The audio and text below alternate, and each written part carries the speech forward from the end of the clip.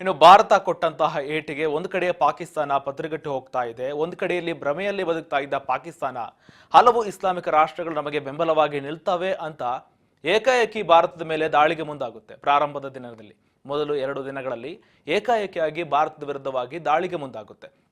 ಅದಾದ ನಂತರ ಇವರು ಯಾರನ್ನ ನಂಬಿಕೊಂಡ್ರೋ ಅವರೆಲ್ಲರೂ ಕೂಡ ಕೈಕೊಳ್ತಾರೆ. ಮುಖ್ಯವಾಗಿ 57 ಸಂಘಟನೆಗಳ ಬೆಂಬಲವನ್ನ ಪಡಿತಾರೆ. ಇಸ್ಲಾಮಿಕ ಸದಸ್ಯ ಸಹಕಾರ ಸಂಘಗಳನ್ನ ಬೆಂಬಲವಾಗಿ ಕೇಳ್ತಾರೆ. ಯಾರು ಕೂಡ ಸಹಾಯಕ್ಕೆ ನಿಲ್ಲೋದಿಲ್ಲ. ಜೊತೆಗೆ ಪ್ರಮುಖವಾಗಿ ಟರ್ಕಿ, ಚೀನಾ ತಟಸ್ಥವಾಗಿ ನಿಲ್ಲುತ್ತೆ. ಆದರೆ ನಿಂತಿದೆ ಕೂಡ ಈಗ. ಆದರೆ ನೇರವಾಗಿ ಯುದ್ಧಕ್ಕೆ ಯಾವತ್ತೂ ಕೂಡ ಬಂದಿಲ್ಲ. ಸಹಕಾರ ಕೊಟ್ಟಿದೆ, ಇಲ್ಲ ಅಂತಲ್ಲ. ಆದರೆ ಈಗ ಪಾಕಿಸ್ತಾನದ ಪರವಾಗಿ ನೇರವಾಗಿ ಸಹಾಯ ಮಾಡಿದ್ದು ಟರ್ಕಿ ಮಾತ್ರ. ಟರ್ಕಿ ನಮಗೆ ಆಸ್ತರಿಯಾಗಿ ನಿಂತಿದ್ದ ಅಂತ ಹೇಳಿಕೊಳ್ತಾ ಇದೆ ಕೂಡ ಈಗ. ಆದರೆ ಹಲವು ಇಸ್ಲಾಮಿಕ್ ರಾಷ್ಟ್ರಗಳೆಲ್ಲವೂ ಕೂಡ ಸಹಾಯಕ್ಕೆ ಬರದೇ ಇರೋದ್ರಿಂದ ಭಾರತದ ವಿರುದ್ಧ ನೇರವಾಗಿ ಹೋರಾಡೋದಕ್ಕೆ ಸಾಧ್ಯವೇ ಆಗೋದಿಲ್ಲ.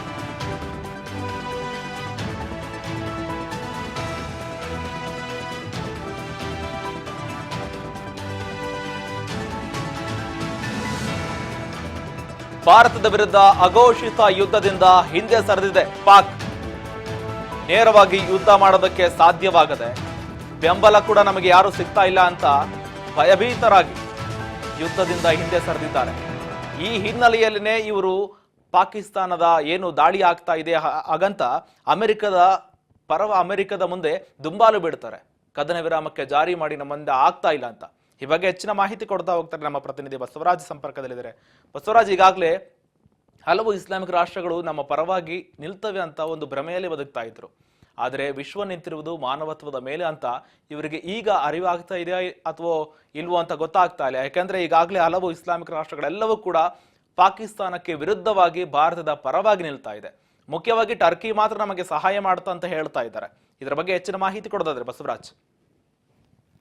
ಈಗಾಗಲೇ ಪಾಕಿಸ್ತಾನ ತನ್ನ ಒಂದು ಉಗ್ರದ ವಾದದಿಂದ ಸಾಕಷ್ಟು ಒಂದ್ ಕಡೆ ಜಾಗತಿಕ ಮಟ್ಟದಲ್ಲೂ ಕೂಡ ಉಗ್ರರ ಅಡುಗುತಾಣ ಅಂತಂದ್ರೆ ಅದು ಪಾಕಿಸ್ತಾನ ಅನ್ನುವಂತಹ ರೀತಿಯಲ್ಲಿ ಕೂಡ ಇರುವಂತದ್ದು. ಹಾಗಾಗಿ ಭಾರತ ಮತ್ತು ಪಾಕಿಸ್ತಾನ ನಡುವಿನ ಒಂದಿಷ್ಟು ಏನು ಇದು ವಾಕ್ಸಮರ ಏನಿದೆ, ಇದರ ನಡುವೆ ಒಂದಿಷ್ಟು ಅಮೆರಿಕವು ಕೂಡ ಒಂದಿಷ್ಟು ಮಧ್ಯಸ್ಥಿಕೆ ವಹಿಸ್ಲಿಕ್ಕೆ ಬಂದಿತ್ತು. ಆದ್ರೆ ಪಾಕಿಸ್ತಾನ ಒಂದಿಷ್ಟು ಉದ್ದಟತನವನ್ನ ತೋರಿರ್ತಕ್ಕಂಥದ್ದು.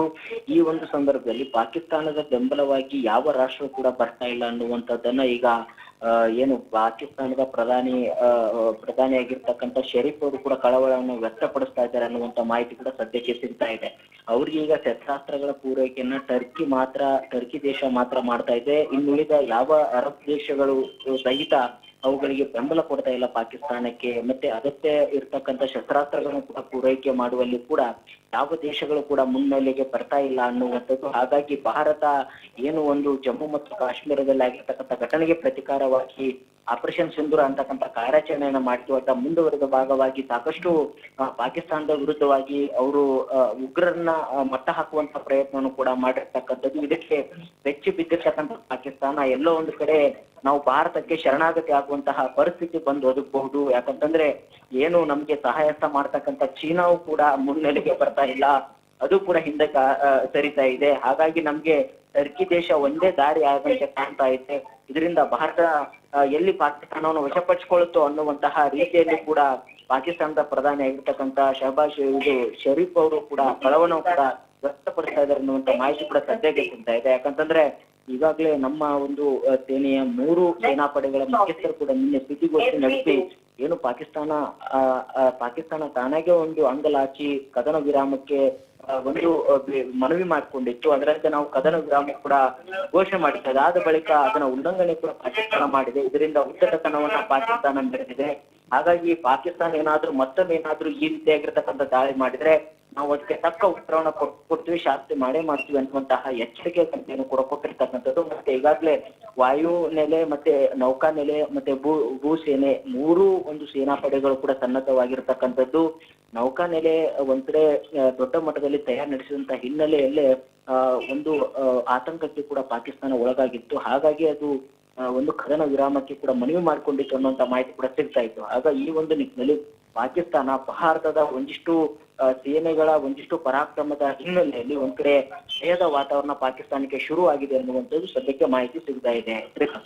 ಬಸವರಾಜ್, ಈಗ ಒಂದು ಕಡೆ ಪಾಕಿಸ್ತಾನಕ್ಕೆ, ಒಂದು ಕಡೆ ಬಲೂಚಿಸ್ತಾನ್ ಕೂಡ ನಾವು ಭಾರತದ ಪರವಾಗಿ ನಿಲ್ತೀವಿ. ಭಾರತಕ್ಕೆ ಹೇಳ್ತಾ ಇದ್ದಾರೆ ಬಲೂಚಿಸ್ತಾನದವರು, ನಾವು ಒಂದು ಕಡೆಯಿಂದ ದಾಳಿ ಮಾಡ್ತೀವಿ, ನೀವು ಒಂದ್ ಕಡೆ ನೋಡ್ಕೊಂಬಿಡಿ ಅಂತ ಕೂಡ ಆ ಬಲೂಚಿಸ್ತಾನ್ ಭಾರತಕ್ಕೆ ಬೆಂಬಲವಾಗಿ ನಿಲ್ತಾ ಇದೆ.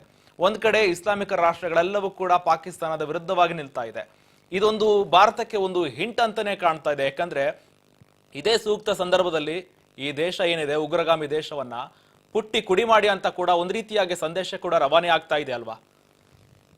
ಖಂಡಿತ ಶ್ರೀಕಾಂತ್, ಒಂದ್ ಕಡೆ ಏನು ಉಗ್ರರನ್ನ ಮುಂದಿಟ್ಕೊಂಡು ಜಾಗತಿಕ ಮಟ್ಟದಲ್ಲಿ ಒಂದು ಈ ರೀತಿಯಾಗಿರ್ತಕ್ಕಂಥ ಉದ್ದಟತನವನ್ನ ತೋರ್ತಕ್ಕಂಥ ಪಾಕಿಸ್ತಾನವನ್ನ ತಡೆ ಬಡಿಯುವಂತಹ ಇದು ಸಂದರ್ಭ, ಒಳ್ಳೆಯ ಸಂದರ್ಭ ಅನ್ನುವಂಥದ್ದು ಸಾಕಷ್ಟು ರಾಷ್ಟ್ರಗಳು ಕೂಡ ಅಭಿಪ್ರಾಯ ಪಟ್ಟಿರ್ತಕ್ಕಂಥದ್ದು. ಈಗಾಗಲೇ ಭಾರತವು ಕೂಡ ಉಗ್ರರನ್ನೇ ಟಾರ್ಗೆಟ್ ಮಾಡಿ ಉಗ್ರರ ಒಂದು ನೆಲೆಗಳು 9 ಅಡುಗು ತಾಣಗಳನ್ನು ಕೂಡ ಗುರಿಯಾಗಿಸಿಕೊಂಡು ಅವರನ್ನು ನಾಶಪಡಿಸುವಂತ ಪ್ರಯತ್ನ ಕೂಡ ಮುಂದಾಗಿರ್ತಕ್ಕಂಥದ್ದು. Srikanth, okay, thank you Basavaraj ನಿಮ್ಮೆಲ್ಲ ಮಾಹಿತಿಗಾಗಿ.